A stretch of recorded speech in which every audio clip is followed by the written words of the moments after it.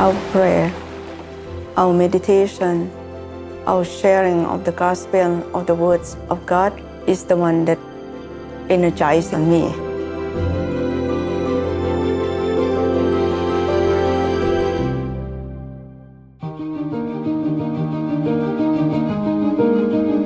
A community of women devotes their lives to serving the most vulnerable and abandoned people. The Daughters of Charity of St. Vincent De Paul spreads the light of the gospel all around the world. Their leprosy mission aims to bring transformation to free people from the constraints of leprosy and to empower them to attain healing and dignity. It was their love that gave a hope to them. When I become a seminary sister, I remember when I went up the bus with my directress, the people told one another, the Leprosy Sister is here, so move for them, move. That was something I was proud. I was so proud of that. They were marginalized and downtrodden, but no longer. They are loved and cared for by the Daughters of Charity.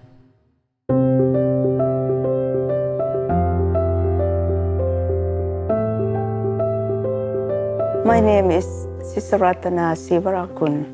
I was born and grew up in a Buddhist environment in Thailand. And my grandparents used to gather us every Sunday to have simple prayer and teach us basic catechism.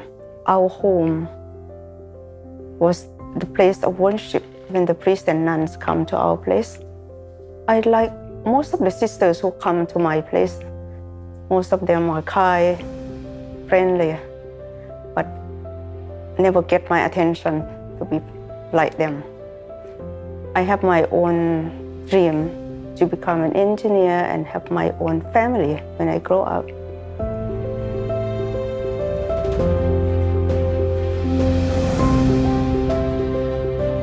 When I was small, I think I have that kind of charism of like a leader of the group, something like that. So it seems that most of my group mates, they were accepting me, and then we go along. And then one of the things that I remember from my own family when I grew up, my mom used to send us, or me have been many times that bringing cooked food to some of the elderly that staying alone, no children in their house, something like that. And then in Thai culture, you see, they used to call auntie, uncle, mother, and then add the name. So all the time I thought they were related to us. And then when we grown up, I discovered they are not part of our family at all. And then I asked my mom, how come they are not our relatives or family members or whatever? She said, we are not related by blood, but in Christ we are related. So that was the first thing that I really get it from my family.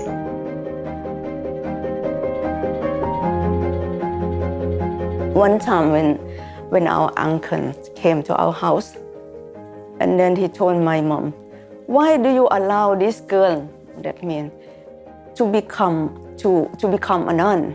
She would be a very good person who can take care of you when she grow up. You see, she has that kind of leadership among her own friends, among her groups, and all of those things.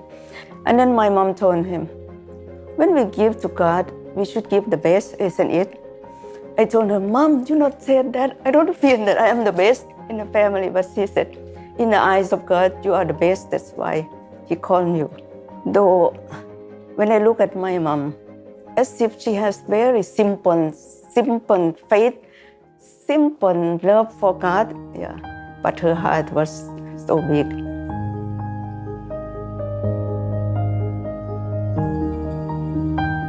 When I reached high school level, my parents sent me to a Catholic school near to the community of the Daughters of Charity, where my sister, Chula, was a postulant at that time. So I frequently visited my sisters and then get to know the sisters.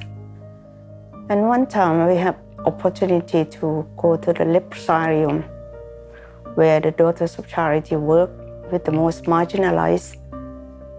It was the first time that I see leprosy patients in person. It was quite sad for me to see them. But the most striking me in that moment was the attitude of the Daughters of Charity. They were so courageous, cheerful, and respectful in their approach to a person living with leprosy.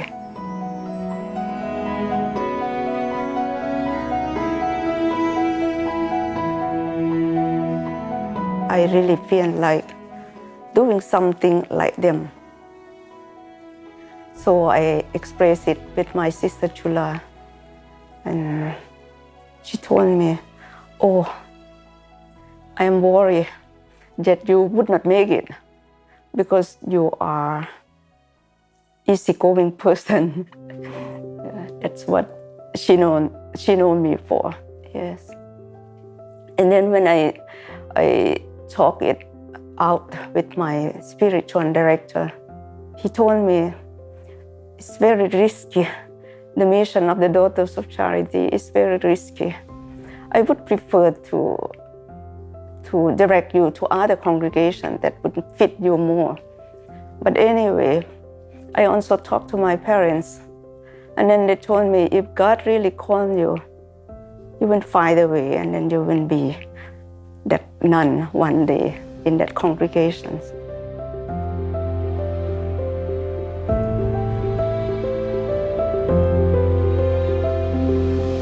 After my high school day, I applied to the Daughters of Charity to be an observer. And then I was accepted as an observer. And then after that, I went to the next step of postulancy, and then having all formations needed. After 2 years, I was accepted into seminary sisters, which is becoming a member of the Daughters of Charity after the seminar, when you are accepted into the seminary.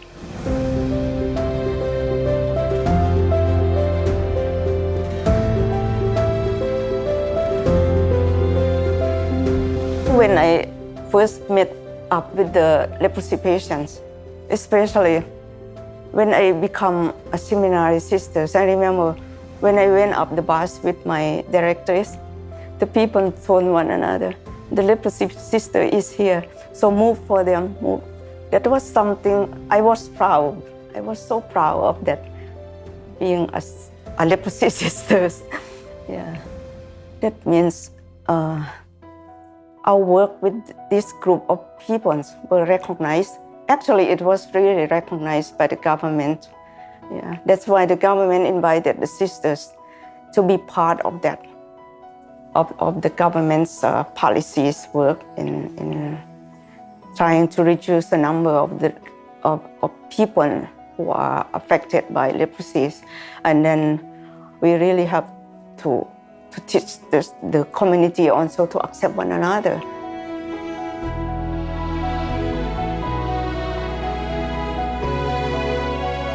Actually, Daughters of Charity, when I decided to become Daughter of Charity, I did not know much about the missionary or whatever. Yeah, but I know there are mixing up of Filipino, French, and American sisters and lay missionary in our country when I first entered. Yes, even how to learn to speak English, I learned it from our lay missionary.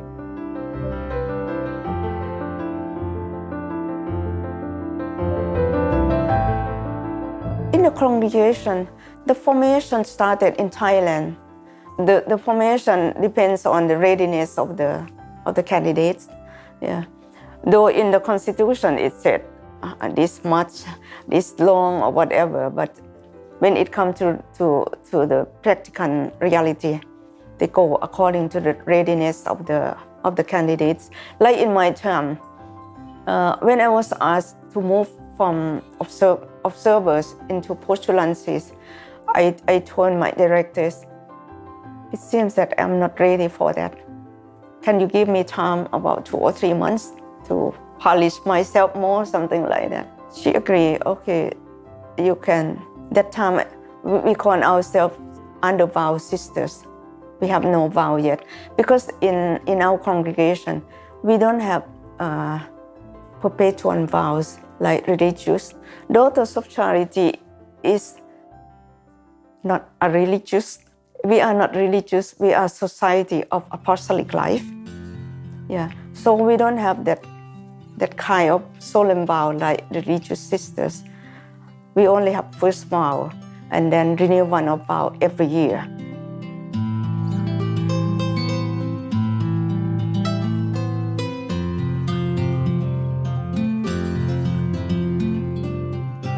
Actually, when I look at my formation, I did not find there's too much challenge that I cannot overcome. Yeah, I enjoy that life. I enjoy getting to know other sisters from different countries. I enjoy learning something that I don't know. Yes, the first vow was something that I was looking forward. I was looking forward to commit myself through vows. Our vows is the first vow and then renew one of vow every year. We pronounce our vows usually in silence, but in the first vow, for the first vow, we pronounce it loud. You say we put it with the loudspeaker to let people hear what we said in that moment. Yeah. It was something that I don't know if I read it right or wrong, but but the intention is to commit myself. That's yeah. The happiness was overwhelming. Yes, yeah. And then we had treasured that once until now. Yeah, we never changed the way we renew our vows or having our first vow.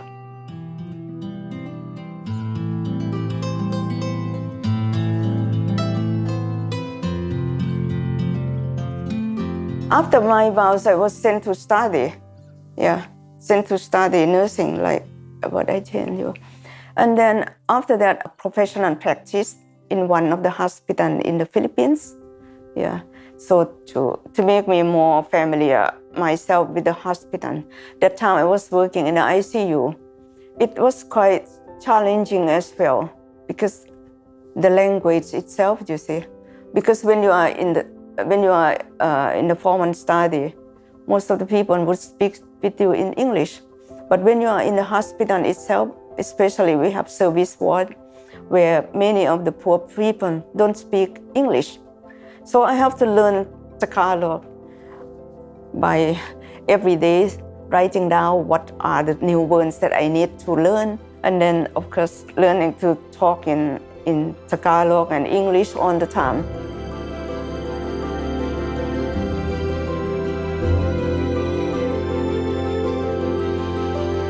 The reason that I come to Australia was to get Aussie citizenship, because in Thailand, our grandparents moved to Thailand many years ago, and then our status there in Thailand was refugee, Vietnamese refugee. So the superior want me to have certain citizenship so that I can move around, I can be mobilized in my mission. So they decided to send me here to Australia.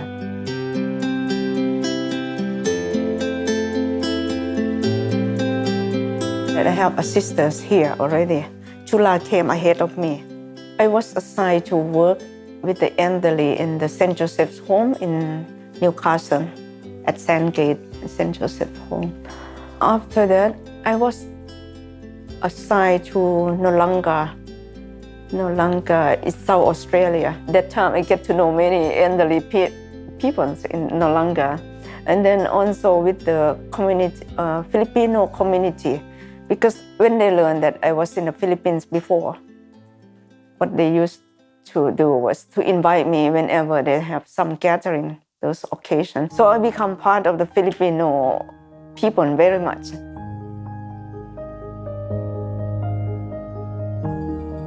After 5 years in Australia, I decided to go back to Thailand, thinking that there's not much poor people in Australia.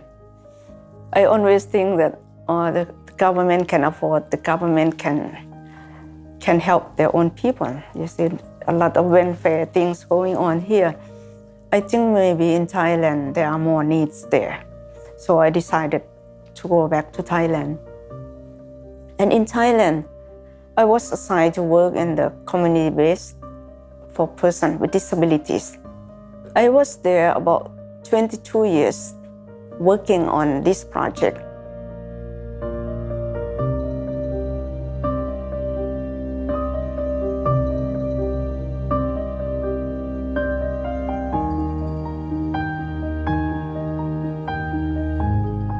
After 22 years in Thailand, I decided to come back to Australia because I was invited many times by the visitatrix or provincial superiors of Australia. Whenever we meet in our mother house or in some other meetings, she always invited me, come back, we need the younger blood. Yeah, we don't have much people coming in, the congregations are really draining now. We need someone younger blood. And then it was my last year in Thailand of finishing up the projects there. Yeah. So in 2018, I was very seriously discerning if I need to come back here or stay in Thailand or what. And then in that discernment, I got the answer that Daughters of Charity is a missionary. We can be in any place. We are thinking of the company of the Daughters of Charity. We are not talking about the province, the country, or specific place that we are in. So I should make myself available for whatever is the needs that come up.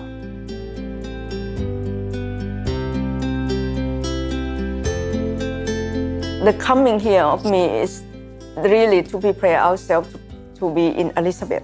The mission in Elizabeth is more, we find Elizabeth the area where there are more dysfunction family, more migrants coming from other countries, especially from African countries, yes. And then as of now, Hut Street was organized by the Daughters of Charity before. It's the name of the street where we have a center where the poor can drop in and have their lunch or their dinner there.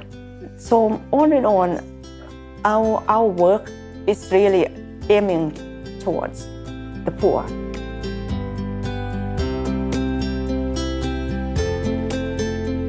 For me, our prayer, our meditation, our sharing of the gospel of the words of God in each day with my community is the one that energizing us. In my own constitution, in the constitution of the Daughters of Charity, it said, service nourishes our contemplation and give meanings to our community life. I repeat, service nourishes our contemplation and gives meaning to our community life, just as our relationship with Christ and our life in common revitalizes our apostolic commitment.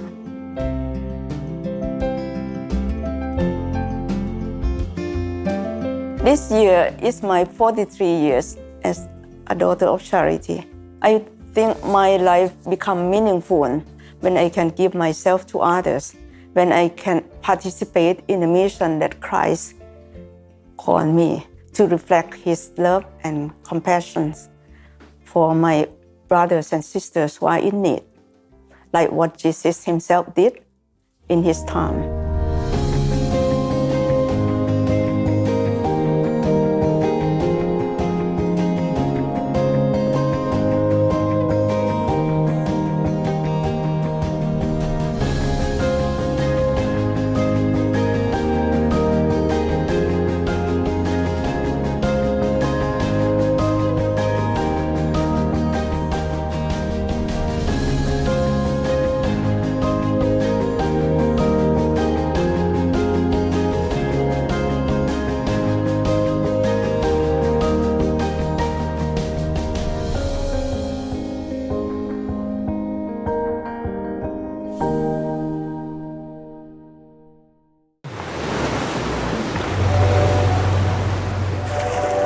Are you searching for purpose of life?